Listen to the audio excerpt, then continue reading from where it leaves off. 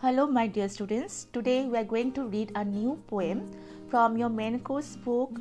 The name of the poem is Gravity. This is chapter 11. Gravity is a scientific term. It means the force that attracts a body towards the center of the earth. Now let us know about the poet Santini Govindan, born on 20th March 1959, is an award-winning writer. She has written over 40 books in English for children, which have been translated into many Indian languages. She has also written over 300 articles for various Indian and international children's magazines. In addition to all her writings, Govindan has also conducted writing workshops and taught creative writing in Mumbai. Now let us read the poem. First of all, we all will recite the poem and then I will say the summary of this poem. So let's begin. Yesterday at school, I learned something new. It sounded so strange that I thought it must be untrue. My teacher taught us about gravity, an extraordinary force that holds the universe together and keeps the planet on course.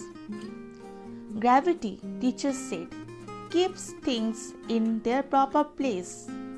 It keeps people, building, air, and water from floating into space.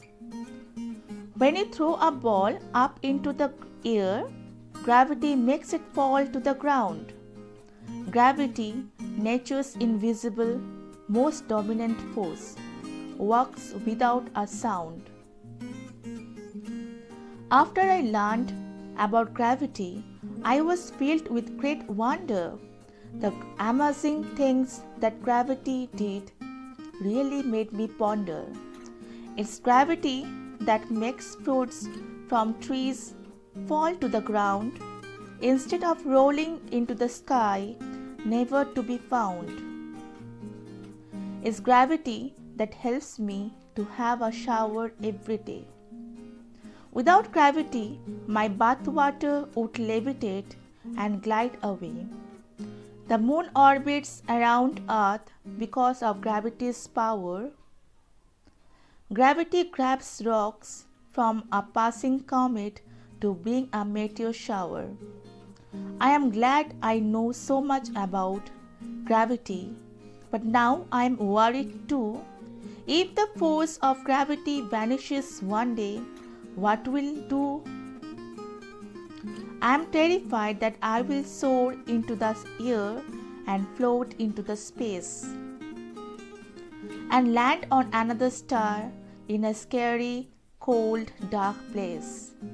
I asked Mama about this, but she just laughed and said, No, that's never going to happen, so don't you worry so. But I am still not fully convinced and hope that Mama's right. If she is not, I can't bear to think of my plight. Written by Santini Govindan. Here is a summary for you, students. The poem starts with the speaker telling the readers how she or he learned something new at school the previous day. The concept sounded like something so new and strange that it almost sounded incredible. The poet then reveals that the thing that they learned about was the force of nature, gravity. The poem then goes on to explain how gravity holds the universe and planets in their place. It also keeps things from floating into space and makes a ball come down when you throw it in the air. Even though it is invisible, gravity is the most powerful force and it doesn't even make a sound. The speaker in the next stanza expresses his or her wonder and amazement after having learned about the subject, that the gravity makes the fruit fall to the ground instead of diving into the sky into thin air. Gravity also helps the speaker take a bath, as had it not been there, the water out of the shower would have floated in the air. Moon also orbits around our planet because of the force of gravity, which is also responsible for meteor showers. The speaker then wonders what it would be like if the mighty force stopped to exist someday. She or he feels terrified at the idea of flying into the air and float in space, or probably land on a star, which may be a scary, cold, and lonely place. The speaker then resorts to asking her or his mother about the apprehension, to which she replied that it will never happen.